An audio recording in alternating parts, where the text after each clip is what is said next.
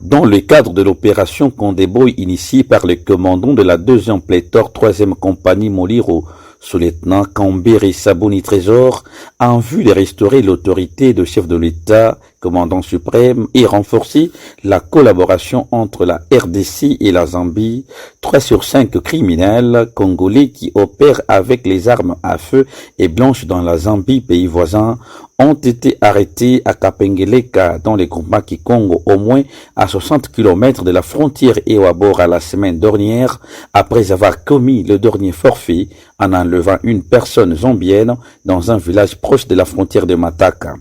Après audition, ces malfrats ont affirmé qu'ils détiennent une arme marque AK-47 et un calibre 12 qu'ils ont réussi à donner aux autorités militaires de la place. À cet effet, le sous-lieutenant Kambere Sabuni Trésor a de prime abord remercié son équipe pour sa détermination à accompagner la vision de chef de l'État, laquelle incarnée par le gouverneur de la province du Tanganyika, Christian Kitungwa Mutiba. Il a ensuite demandé l'appui de l'autorité provinciale dans la matérialisation de son opération qui traque les inciviques qui veulent nuire la coopération entre ces deux pays.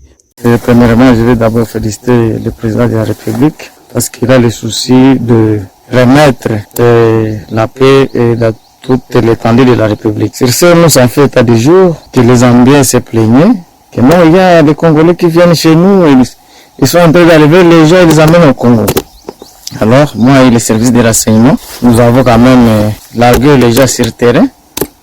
Et lorsque nous avons largué les gens sur le terrain, nous avons compris que ces jeunes gens ici sont à Brousse, 160 km de la frontière de Kalanda. J'ai fait 2 jours à Brousse pour chercher ces jeunes gens ici. Je les ai surpris avec ces histoires ici, des flèches. Donc ils opèrent avec des flèches, les armes à feu. Ben, ils étaient au nombre de 5, j'ai arrêté 3 sur 5. Donc les 2 là, je continue toujours à les chercher parce que il y a l'un qu'on appelle le Bombo, c'est lui qui est en possession d'une arme AK-47. L'autre là, c'est lui le manager. Donc c'est celui qui les avons à la Zambie pour aller enlever les gens et les tuer.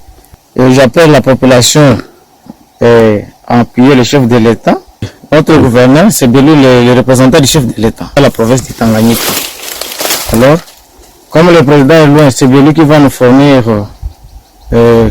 ses efforts pour que nous puissions quand même aboutir à l'objectif. Signalons en complétif que l'arme AK-47 reste introuvable car le détenteur de cet instrument a réussi de s'échapper.